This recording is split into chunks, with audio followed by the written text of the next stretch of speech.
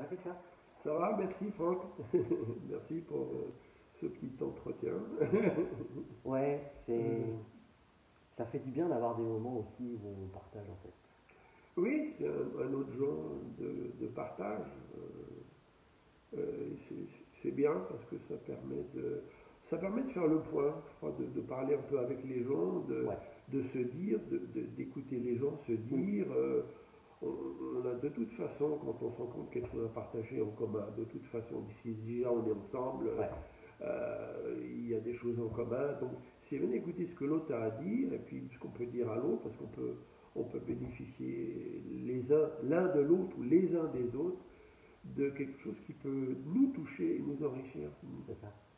En fait, on dit souvent, alors j'ai pas l'expression peut-être telle qu'elle est, mais la musique elle a réuni les cœurs. Ouais, Toi, c'est à la fois ta passion, ton métier, puis un certain nombre d'années, on oui. va dire. Tu te souviens de ce premier rapport ou de ce premier moment, soit avec la musique en fait? Oui, je me rappelle quand j'étais tout petit, mes parents jouaient un peu d'un instrument. Mon père jouait dans la fanfare du village où il était, et ma mère a appris le piano sur le tard. Et elle s'est dit, mes enfants apprendront la musique beaucoup plus tôt que je ne l'ai fait. Elle pianotait un peu, elle n'était pas une bonne pianiste, mais elle jouait suffisamment Hmm. pour accompagner des chansons populaires. Ouais. Et quand j'étais tout petit, elle nous prenait sur ses genoux on chantait la sauce Pouchou, trois jeunes tambours s'en revenaient de guerre. Enfin, Ouais. toutes les chansons de l'époque Ouais. qui étaient célèbres. Et on chantait ça, on marmonnait l'air parce qu'on parlait pas encore très bien. Et elle accompagnait derrière. Et pour moi, il y avait de la magie dans tout ça. C'était un monde magique. C'est Et un je peu me comme, tu vois, c'est un peu l'image de. Parfois, on jouait aux cartes au coin du feu, et peut-être qu'il y avait ce rapport avec la musique qui fait partie de la famille, quoi. C'est un peu Oui, ça. oui, on écoutait de la musique régulièrement déjà dans la pédagogie que j'enseigne, c'est une des données importantes. Mais je m'aperçois que mes parents utilisaient cette pédagogie que j'ai utilisée plus de 20 ans après, Ouais. ils l'utilisaient déjà. Donc c'est pas par hasard que j'ai construit quelque chose par rapport à ce que j'ai reçu. Le fameux hasard. Et on écoutait, je me souviens d'écouter Jacques Thibault, des œuvres de Sarrazate. Il y avait toujours de la musique le samedi à la maison quand on avait plus de temps. Il y avait les premiers moments à la télévision aussi où il y avait l'orchestre de l'ORTF à l'époque. Et moi je voyais tous ces violons jouer, et je dis je veux faire du violon, je veux jouer comme eux. Ça me motivait. Alors entre ma mère qui nous faisait chanter, et puis la magie des premiers temps à la télé où on avait encore pas mal de choses intéressantes à proposer. Je ne dis pas qu'il n'y a plus rien d'intéressant, mais c'est, c'est plus ce que c'était, on va Ouais. dire. Et là, bon, il y avait des choses remarquables, quoi, de son plan musical. Il y avait des concerts réguliers, et donc Tu on avais des pouvait- sources d'inspiration en tout cas. oui, Enfin, il y avait des sources d'inspiration qui étaient là par rapport à ce que tu vivais toi en tant c'est qu'enfant, ça, oui, quoi. c'est ce que j'ai Ouais. vécu avec mes parents et puis ce que j'ai vu à la télévision. Et puis mes parents m'ont emmené au concert. Je dis, mon premier concert, j'étais allé voir Igor Istrak, qui était le fils du grand violoniste David et qui est devenu un très très un violoniste notoire après. Et je suis allé le voir et pour moi c'était magique quoi, de voir ça. Je me souviens bien encore comment ça s'est passé. J'étais pas vieux, hein, j'avais 5 ans à peu près quand j'étais à ce concert. Des concerts qui m'ont marqué. Une rencontre avec Yeli Menuhin plus tard aussi m'a marqué là, mais là on pouvait échanger déjà comme moi j'étais jeune adulte aussi, Parfois, tu ça sais, c'était autre chose. on parle de déclic dans la vie. Ouais. Est-ce que ces rencontres-là, et notamment ces rencontres télévisuelles, finalement, par rapport à ce que tu disais, est-ce que ça a été un des déclics qui a fait que ce que tu es aujourd'hui? Tu crois que ça a compté vachement, en fait, ça a eu vachement. Ben oui, disons que j'ai baigné, enfin, j'ai une éducation musicale classique au conservatoire, et, et donc j'apprenais le violon, j'apprenais le solfège, Puis il y avait la chorale aussi, le chant qui me plaisait beaucoup. Il y avait quelque chose avec le chant qui, je trouvais ça me touchait. Je passais au chant, chanter, faire chanter la musique. Je crois que c'est le premier instrument, au-delà des instruments qu'on peut avoir, la voix est quand même, voilà. Et j'ai même joué dans un orchestre où, pendant assez longtemps, une quinzaine d'années, on accompagnait des chœurs, on jouait des œuvres avec chœur et orchestre, et c'est parmi les plus beaux souvenirs de musique que j'ai pu avoir. Et ça m'intéresse toujours d'écouter la voix, les belles voix, c'est touchant. J'ai écouté Jussi Björling chanter Minuit chrétien il n'y a pas très longtemps. J'ai écouté ça. Ouais, ouais, j'ai pas besoin d'en dire plus. Ouais. Hein, merci de ça. Bravo. Ton rapport à la musique, depuis que tu es enfant, il a grandi, il a changé, il s'est transformé. Il y a eu quelque chose qui a... Parce que, en fait, dans toutes ces années finalement de musique, il y a plein de choses qui ont dû... Voilà, il s'est passé plein de choses pour toi. Mais ce rapport pur avec la musique, si tu dois revenir à finalement quand tu étais enfant, est-ce qu'il a bougé ou pas en fait? Est-ce que je suis clair dans ma question? Ce qui m'intéressait, c'est créer de la magie avec la musique. Moi, c'est l'aspect magique de la musique qui peut être transcendant pour l'être, qui peut donner une inspiration pour parler vers la lumière, quoi, vers ce qu'il y a de plus beau, vers l'être humain. Ça transporte, quoi. Et mon maître au Japon, c'était la même chose qu'il a vécu avec la musique de Mozart. Moi, j'ai vécu mes émerveillements progressifs. Je dois dire que la genèse instrumentale de mon éducation instrumentale était difficile. Je comprenais rien. J'étais dyslexique un peu. Et à droite, on me parlait à droite, je comprenais à gauche, etc. Et c'est vraiment vers l'adolescence que j'ai ressenti le goût d'improviser. Et donc j'improvisais, ça me plaisait beaucoup. Et puis j'aimais bien le jazz, et je me suis mis à improviser en jazz pas mal quand j'étais plus grand. Donc associé au fait à l'association, à l'éducation musicale, il y avait ce goût de l'improvisation et ce goût des formes nouvelles à l'époque. On jazzéifiait des œuvres classiques. Alors c'était vraiment dans le coup, mais ça ouvrait en même temps d'autres perspectives qui pouvaient attirer, je comprends, les jeunes. Maintenant j'ai du recul par rapport à tout ça, mais ça touchait beaucoup de monde. Et il y a des gens qui ont pu connaître des belles œuvres de la musique classique parce qu'elles étaient présentées d'une autre manière. Et cette manière. Vulgarisée, mais dans le bon sens. Oui, rendu plus populaire. Parce que s'il y a des belles choses, c'est pas pour que ça reste avec une élite, c'est pour que ça touche les gens dans l'ensemble. On ne peut pas avancer comme une humanité si c'est simplement un petit nombre. Qui est un petit nombre qui prennent des bonnes responsabilités pour les autres à s'élever, ça je trouve ça intéressant. Mais dans l'ensemble, je pense que la musique est un très bon outil pour élever, donner des aspirations ascendantes et rassembler, parce qu'elle ne manque jamais son but, elle réunit toujours des gens. Et ce qui est intéressant, c'est des gens parfois de bords politiques différents, de bords sociaux différents, et d'opinions politiques différentes. On va dire, elle a réuni les gens. Si après un concert, si on interrogeait, bon, vous, c'est quoi votre opinion politique? Qu'est-ce que vous pensez? On va savoir que les gens, ils sont très différents. Ils sont très différents. Bon, dans certains genres de concerts ou de séries de concerts, on a à peu près la même couche sociale qui revient, mais pas toujours. Pas toujours. En tout cas, toi, ça te parle de pouvoir justement, et on verra après par rapport à ton métier de formateur aussi aujourd'hui, au-delà des musiciens, de pouvoir transmettre à ceux qui le veulent en fait, et pas forcément à répondre à une couche sociale en fait. Oui, c'est ça. Moi, ma vocation, c'est la transmission, l'enseignement. Donc toute mon éducation, on dirait qu'elle a été façonnée pour transmettre, pour enseigner, et ce que j'ai reçu. par rapport à l'expérience musicale, l'émerveillement, et puis la construction musicale dans l'éducation musicale, instrumentale, la culture musicale, etc.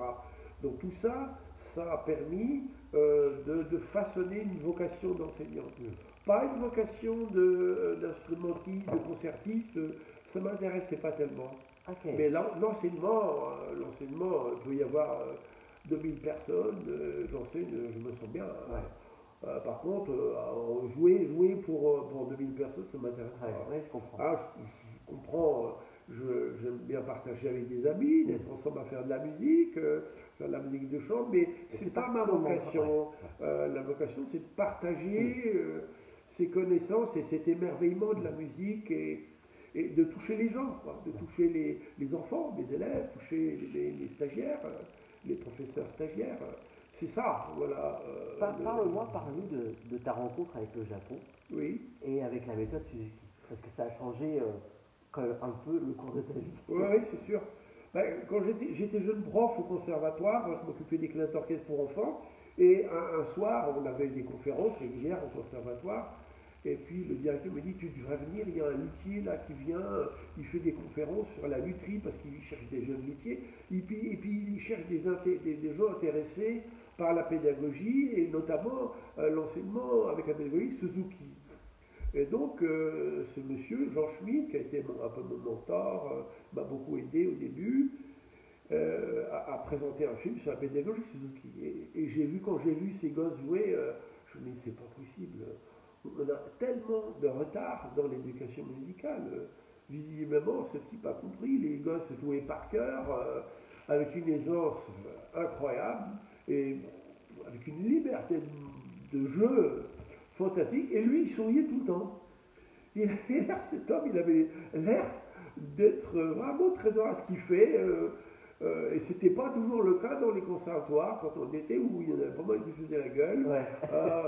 Il y avait des gens bien, il y avait des gens bien partout, mais c'était pas une ambiance toujours porteuse, voilà, tout simplement. Et quand j'ai vu ce type-là, je me dis, ben voilà, l'homme qui a l'air d'être heureux de ce qu'il fait, et moi ça m'intéresse. Voilà. Donc, pour faire court, j'ai réussi à obtenir une bourse du ministère des Affaires étrangères pour aller étudier au Japon pendant un an. Elle a été rallongée une deuxième année. Et puis, bon, ben, j'ai reçu ce maître qui voir un petit peu quels étaient les mécanismes de sa pédagogie, son attitude dans la vie, sa philosophie de vie, comment il était avec les gens. Et on en apprenait parfois plus de sa manière d'être avec les gens que de ce qu'il nous apprenait sur le plan musical. Et on s'apercevait que sa manière d'être avec les gens servait ce qu'on avait à faire sur le plan musical. Donc, dans la transmission, c'est pas simplement une transmission technique, c'est une transmission humaine. C'est une transmission humaine. Donc, si on oublie le sujet, c'est-à-dire à qui on va enseigner un être humain, on a beau enseigner ce qu'on veut, mais si on oublie l'être humain, on oublie l'essentiel. Tout ça, c'est pour faire quoi? C'est pour que celui d'en face, il soit enrichi. Ça le touche, il se transcende, ça lui plaît. Je me dis, presque ça aurait pu ne pas être la musique en fait. Ça aurait pu être finalement plein de choses. En fait, c'était la manière, sa philosophie, son être qui t'a aussi marqué. Oui, et toi, la musique faisait partie de ton histoire. Histoire et. C'est sûr. Et je veux dire que mes parents aussi étaient professeurs d'éducation physique, donc j'ai toujours été très intéressé par le mouvement. Et Suzuki lui-même s'intéressait beaucoup au mouvement et aux activités des arts martiaux. Personnellement, j'ai fait des arts martiaux plus tard, et donc ça m'a toujours intéressé pour trouver le centre. Dans les arts martiaux, le centre c'est extrêmement important. Et je me suis aperçu en étudiant les arts martiaux que sans le centre, le mouvement n'a pas de signification. Qu'on aille doucement ou rapidement, si on va vite, on ne sent pas le centre, il n'y a pas de portée. Et même dans le tai chi qui est beaucoup plus long, si on ne sent pas son centre, il y a quelque chose, il manque l'essentiel, tout simplement. Et ça a été un autre développement pour moi.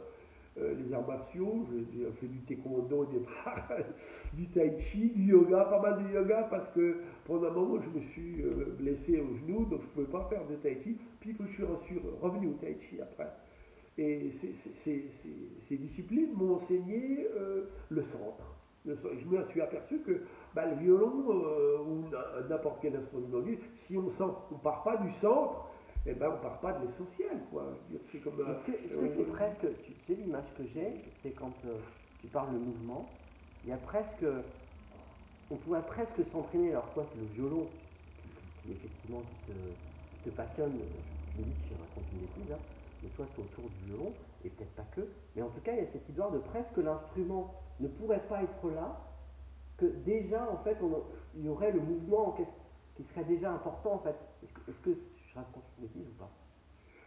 C'est-à-dire que... Où l'instrument est indispensable aussi pour faire le mouvement, et c'est l'association des deux qui fait. Ben, l'instrument, il est là pour voir si le mouvement a une signification. Et c'est le témoin. Okay. C'est le témoin.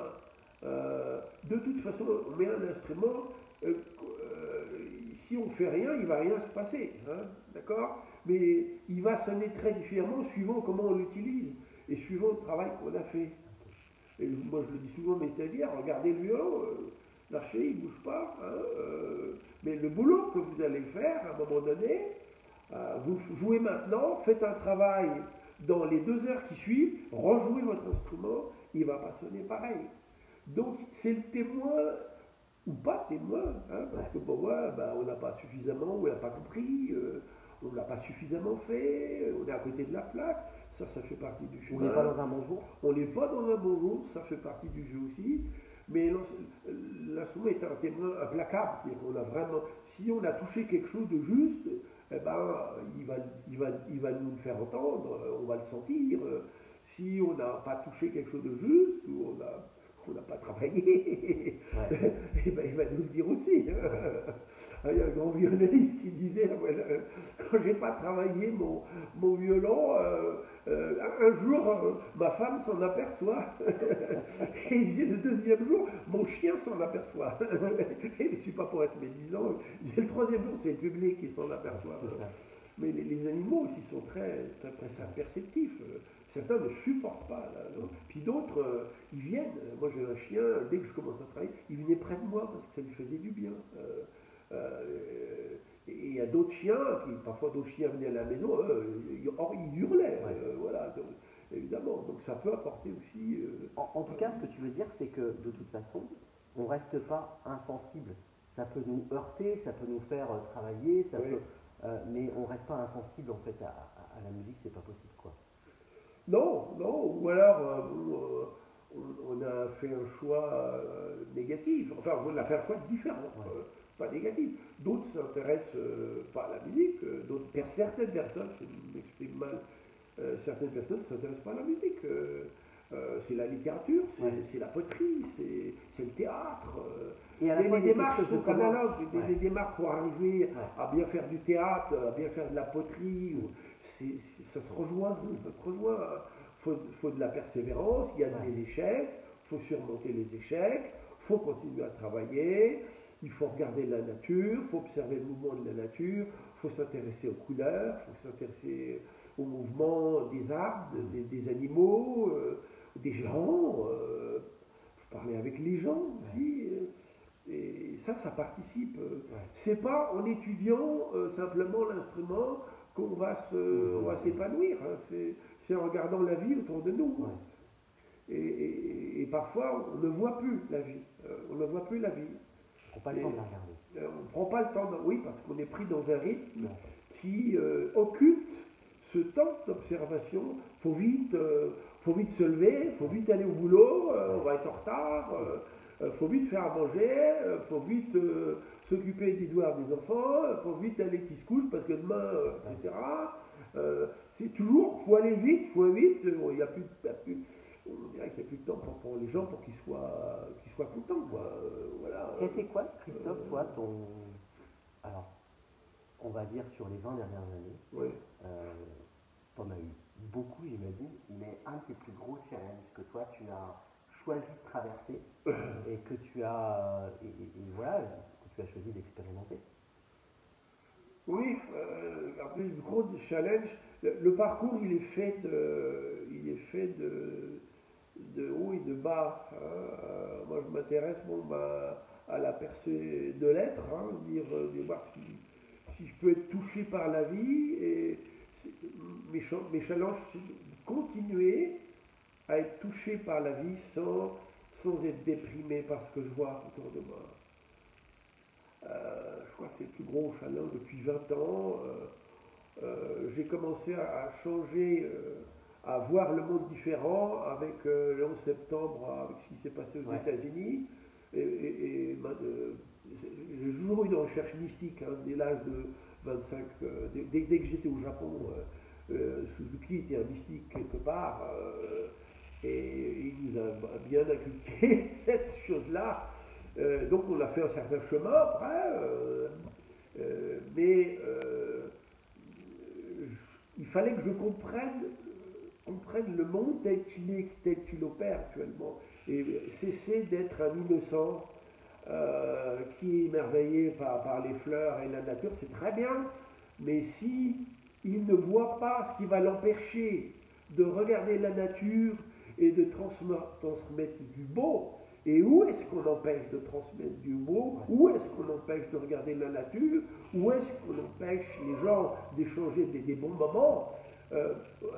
Quel système a été érigé qui nous empêche de faire ça? Et quand j'ai vu ce 11 septembre, je me suis mis à étudier beaucoup de choses. Moi, je suis d'une tradition chrétienne, et j'ai persévéré dans l'étude de cette tradition, et aussi dans l'étude de la tradition islamique aussi. Je m'assois et on cherche la même chose, exactement. C'est pas tout à fait les mêmes textes, évidemment, les mêmes moyens, mais ces combats sont stériles, mais complètement stériles. Et en étudiant justement toute la manipulation de l'humanité pour nous diviser, les islamiques d'un côté, les bouddhistes de l'autre, les athées d'un côté, les chrétiens de l'autre, et les ceci d'un autre côté, et les racistes et pas racistes. Je me dis, bon, il y a un système qui veut ça, parce que quand on met les gens ensemble, ils veulent pas ça, les gens. Ils sont bien ensemble. Et je voulais voir quel système empêchait ça. Pour donner plus de sens à ce que je fais, c'est-à-dire, ça donne plus de sens à transmettre le beau, à transmettre. Parce qu'il n'y a pas de temps à perdre. Je me dis, il faut y aller là, parce que regarde ce qui se dessine là, ceux-là, ils s'en fichent, hein, et ils dirigent. Ils dirigent, mais ils s'en fichent de l'épanouissement de l'être humain, développement de l'humain, ça ne les intéresse pas. Donc je me suis dit, et pourquoi ça ne les intéresse pas? Et comment on reçoit ce non-intérêt de leur part pour donner encore plus de sens à ma quête? Bon, les 20 dernières années, ça a été ça. Ça a été de ne pas se laisser faire par la déception de ce que je vois, pour se renforcer dans ce que j'ai à transmettre. Contrebalancer, en fait. Pour équilibrer ça. On parle le mouvement, finalement. Oui, et là, je peux dire que ça n'a pas été facile. Parce que, je me souviens toujours, j'étais à un moment donné dans une école de sciences humaines, d'études humanistes, on cherche le bon développement de l'homme. Et il me dit, bah oui, quand vous allez avoir une augmentation de conscience, une élévation de conscience, vous allez vous rendre compte de plus en plus ce qui ne va pas dans cette humanité, chez les gens, et ce sera plus difficile. Donc, soyez prêts parce que ça va être plus difficile. La prise de conscience est plus difficile. Et ce que nous faisons avec la transmission de la musique, c'est un chemin d'élévation de la conscience, pour vibrer plus, pour être plus conscient. C'est une aventure, comme disait chez Aurobindo, c'est une aventure de la conscience. La musique, on cherche à élever, à avoir un bien-être vibratoire, hein, parce qu'elle apporte de la joie, elle réunit les gens, tout ça c'est bon. Et voilà, cette ambivalence de ce qui pouvait décevoir, ce qui pouvait, cette violence qui pouvait choquer, qui pouvait faire aller au désespoir, eh bien, ça a donné plus de sens à la quête. Et récemment, avec ce que nous vivons, ça a été encore un challenge encore plus grand.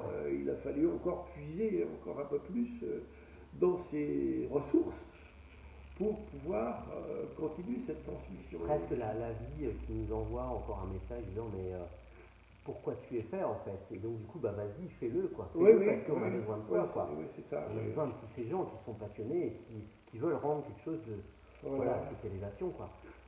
Dans les rencontres que tu as fait, alors je pense davantage à tes élèves notamment, tu faire plein de rencontres.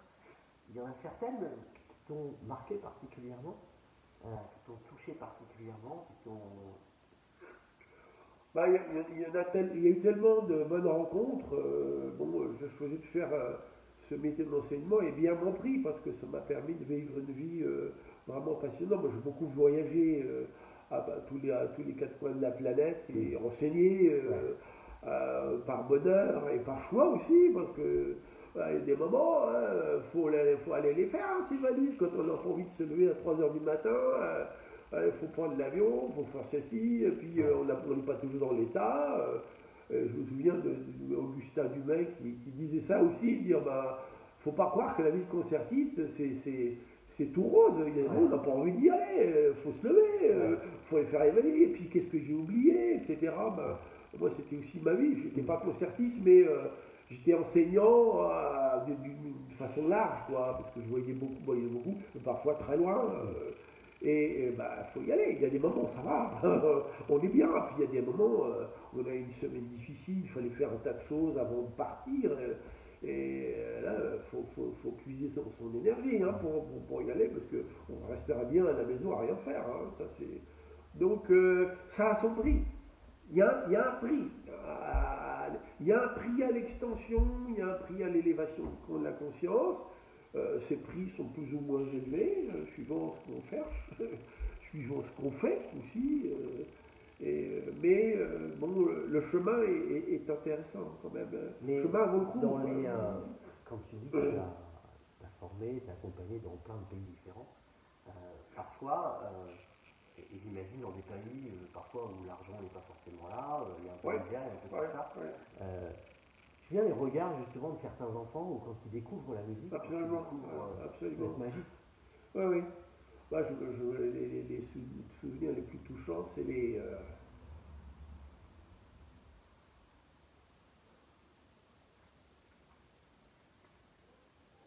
Ça fait du bien, hein. Ça fait du bien. C'est les enfants en Afrique du Sud.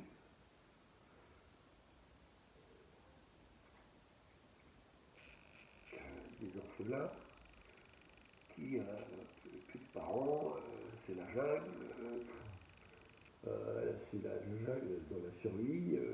Quand ils ont à manger une fois par jour, c'est beaucoup déjà.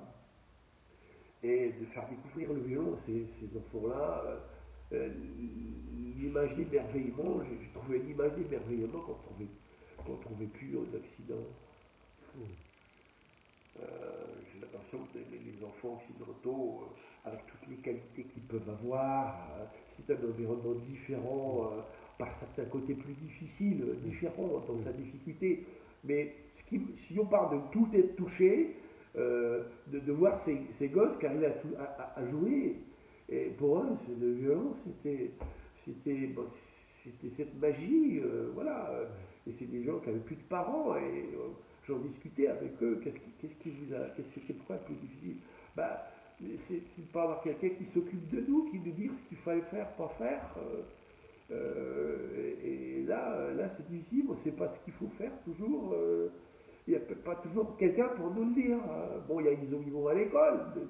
L'école leur donne à manger, parce qu'après, c'est très aléatoire. Donc, c'est la découverte de la musique avec ces enfants pour qui ça représentait toute la merveille du monde, quoi. Et parfois, quand j'enseigne mes propres élèves, et encore j'ai de la chance d'avoir des élèves quand même qui sont engagés dans ce qu'ils font. C'est pas. Mais j'ai l'impression qu'ils ont oublié parfois la chance qu'ils ont de pouvoir étudier la musique, de faire de la musique. Parfois ils arrivent au cours, ils apprennent mon cours. Et le challenge aussi pour le professeur, c'est de les faire aller vers l'émerveillement. Là où l'expérience est passée pendant pas mal d'années, on sait faire, on pourrait essayer de se targuer d'arriver à un certain niveau, et en avançant, on s'aperçoit que c'est totalement une illusion, parce que le chemin il est toujours à redécouvrir, c'est sans arrêt. Et le challenge, c'est quand après un certain temps d'expérience, c'est de continuer à faire, faire mettre le feu, allumer le feu, quoi. Prendre une chanson de Johnny, pour qui j'ai beaucoup de respect, on aime pas le personnage qui fait. C'est pas là le problème, on fait pas un Johnny comme ça. Je veux dire, on fait pas un Noistrack comme ça, on fait pas un Menuhin comme ça. C'est des gens qui, pour tenir, ils ont bossé, ils ont persévéré, ils connaissent leur sujet. C'est des grands professionnels, ils ont sacrifié, ils ont tous, dans tout leur domaine, que ce soit les uns dans ceux-là. Et là, respect, respect. Et le challenge, je trouve, c'est de dire, ben je sais faire, c'est bon maintenant. Non, c'est ce qui, au-delà du savoir-faire, c'est le savoir-être, quoi. Le savoir-être, si on ne palpite pas, si on n'est pas vivant, eh ben, ça passe pas, quoi. Il faut faire un enseignement qui passe à cause de cette vibration, à cause de ce feu de la vie, cet air, quoi, qui vivifiant, qu'on peut symboliquement, pas seulement symboliquement, qu'on peut faire passer. Par quoi? Par susciter l'écoute, par l'enthousiasme, par la conviction, autant vers les stagiaires que les élèves. Et le challenge, c'est qu'on n'est pas toujours à la hauteur. Voilà, le challenge, c'est que il faut revenir là sur. Revenir à cette source. Oui, revenir à cette source et dire, bon, t'es là pourquoi? T'es là pourquoi insuffler ce qu'il y a de plus fort, mieux dans la musique. Il ne s'agit pas simplement d'écouter les gars, de dire là, t'as joué faux, là, t'as pas fait le rythme. Ça fait partie quand même de la construction. On ne veut pas faire n'importe quoi tout le temps. Même dans l'improvisation, il faut avoir de la technique. Mais au-delà de ça, c'est comment toucher l'être humain avec ce qu'on fait. Comment continuer à le toucher, pas se laisser aller. Parfois, on peut se surprendre. C'est cool aujourd'hui. Voilà, on va y aller tranquille.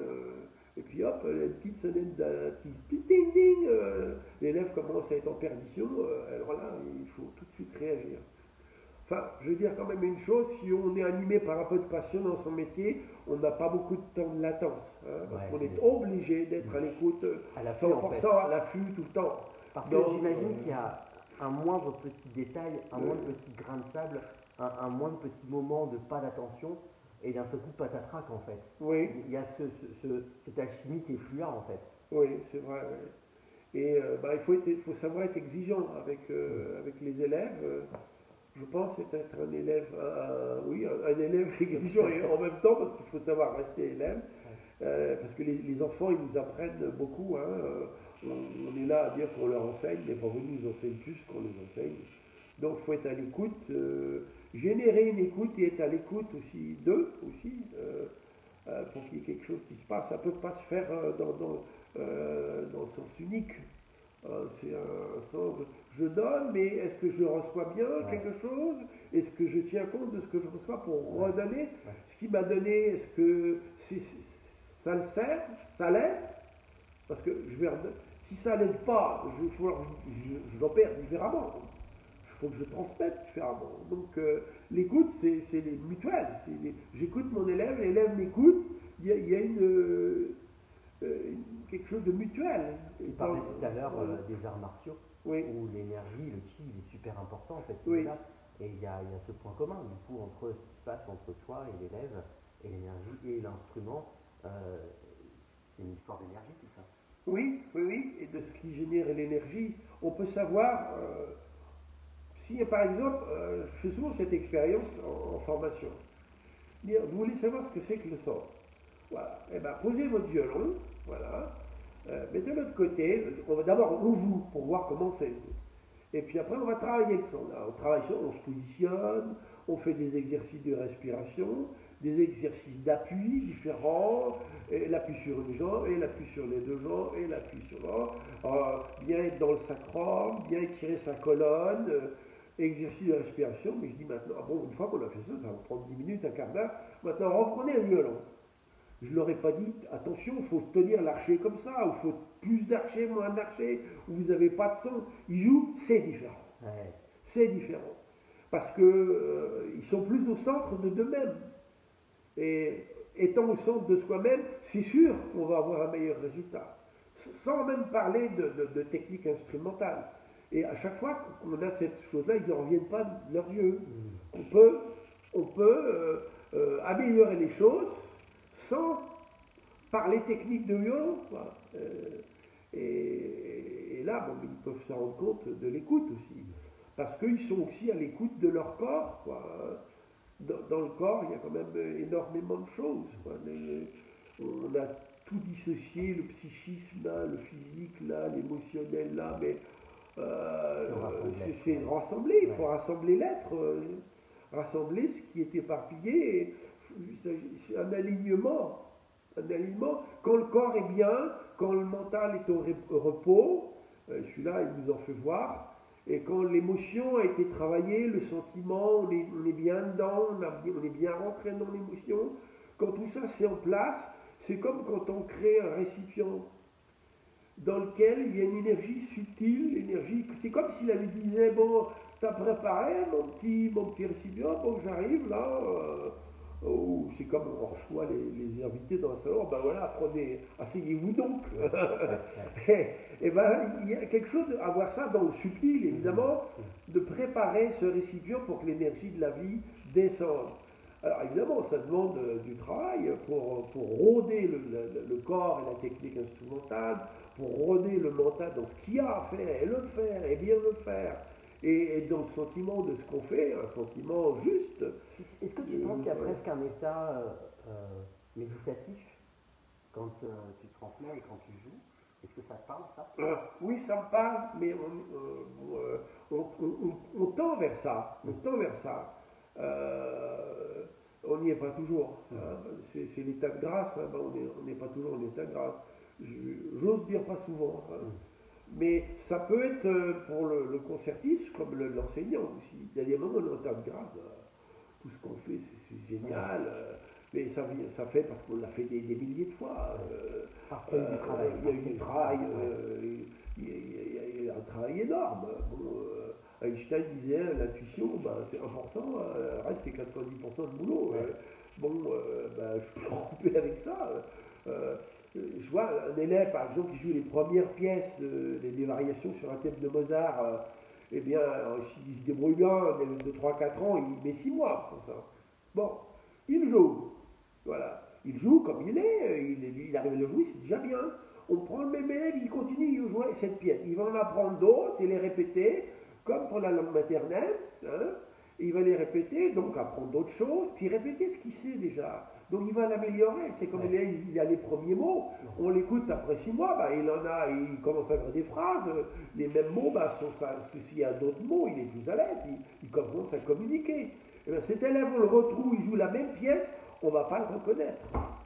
Et c'est là que le talent, le talent, c'est la capacité de s'exprimer une fois qu'on a dépassé la contingence physique du mouvement, tout ce qui comporte le mouvement, le poids, l'équilibre, la vitesse, etc., l'appui, l'émotion. Il faut gérer son émotion, il faut gérer son mental. Une fois que le mental s'est calmé, bah là, on dit tiens, il a du talent. Bah oui, tu parles, il a du talent. Allez dire ça là, à n'importe quel concertiste. Combien d'années il a passé sur cette œuvre, ou de centaines ou milliers d'heures sur cette œuvre avant de tirer quelque chose qu'on dit il a du talent. Il est vrai qu'il y a des gens qui ont des plus de prédispositions que d'autres. Mais c'est le travail qui compte, la persévérance, mais aussi tout le monde peut dépasser, peut obtenir quelque chose. D'ailleurs, je mets toujours un point d'honneur. Je vois bien ceux qui vont plus vite. Dans l'enseignement, il y en a qui vont plus vite que d'autres. On est content parce qu'ils se débrouillent bien, mais ça m'intéresse plus que le lent se dépasse. C'est pour qui lutte. Et c'est pas facile pour lui. Et au bout de 10 ans, il a persévéré. Ben, on écoute cet élève, on se dit, ah bah disons, il a fait quand même un sacré chemin. Puis en plus, il aime ça. C'est ça qui va continuer à t'animer à faire ce que tu fais. Oui, oui. Ouais. Moi, quand je vois un petit qui joue, qui arrive à jouer et qui manifeste ça me touche. Les gens me disent, mais t'en as pas marre d'enseigner toujours le même répertoire, parce que dans la pédagogie que j'enseigne, qui est Suzuki, a un répertoire. Ben, je dis non, le répertoire, c'est comme si on me disait, t'en as marre du violon. Ben, j'ai pas marre du violon, parce que je sais que tout le travail qu'on fait violon va faire sonner le violon différemment. Donc tout le travail que je fais, comment j'appréhende l'élève, ce que je fais avec lui, va faire que les pièces vont résonner différemment. C'est jamais pareil. Et si j'enseigne simplement les notes, le rythme et les coups d'archer, comme on dit, ça peut être desséchant. Mais si j'insuffle autre chose que ça, au-delà de ça, si je recherche autre chose, que l'enfant manifeste la vie, si je recherche ça en permanence, ben, je vais toujours être impressionné par la vie. La vie, si on est intéressé par elle, elle s'intéresse à nous, je crois. Une dernière question à te poser. Oui. Tu as presque répondu. Mais qu'est-ce que tu aimerais qu'on retienne de toi dans très longtemps? Qu'est-ce que tu aimerais qu'on garde? Qu'est-ce que tu aimerais, toi, voilà, s'il y avait un ou deux mots, une ou deux sensations, ou ça serait quoi? Ben, j'aimerais qu'on puisse dire qu'il il a aidé un bon nombre d'enfants et de gens à aimer ce qu'ils font, à aimer la qualité de ce qu'ils font avec la musique, à se découvrir avec la musique, à découvrir leurs capacités, à croire en eux, à percevoir quelque chose de magique dans la musique qui peut qui laisse un souvenir qui va les porter dans la vie. Voilà. Si ce que j'ai fait peut avoir contribué à leur donner un élan de vie, c'est mon but. Si ça les a aidés dans ce sens-là, eh ben, j'aurais l'impression de pas avoir perdu mon temps, quoi. De dire, c'est ça, me dire, bah, finalement, j'ai fait ce pourquoi j'étais venu faire, quoi. Parce que tout m'a dit que c'est ça que j'étais venu faire. Donc, si je l'ai fait, que ça a touché beaucoup de gens, c'est pas le tout que ça a touché beaucoup. S'il y en a beaucoup et que ça les a touchés, c'est bien.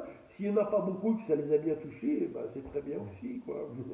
En tout cas, moi, je te souhaite de faire encore plein de jolies rencontres. Ben, merci beaucoup. Avec toi, avec les enfants, oui. avec le violon, avec la vie, oui. tout simplement. Parce que ben voilà, c'est tout simple et à la fois, parfois on cherche le compliqué. Et parfois, rien que des moments comme ça, ben, voilà, ça touche beaucoup. En tout cas, moi, ça m'a beaucoup touché. Donc, merci beaucoup, merci pour ce moment d'échange, parce que ça permet de faire le point sur ce qu'on fait, qu'est-ce qu'on a à dire finalement, et les gens, ça ne les intéresse pas toujours, et bon, avec un entretien comme ça, Franck, eh ben, comme tu poses les questions justes et les bonnes questions, ça permet de donner des réponses qu'on espère pertinentes, qu'on espère qui peuvent aider. S'il y a quelqu'un qui regarde cet entretien, si ça peut le toucher, quelque part, tant mieux, puisque c'est le but. Toi, c'est le but de ce que tu fais avec ça. Moi, c'est le but de ce que je fais aussi dans mon travail. Et donc, ben, on est dans le chemin de vie, quoi. On est dans la transmission et transmettre. J'ai envie de te donner le petit mot de la fin, putain.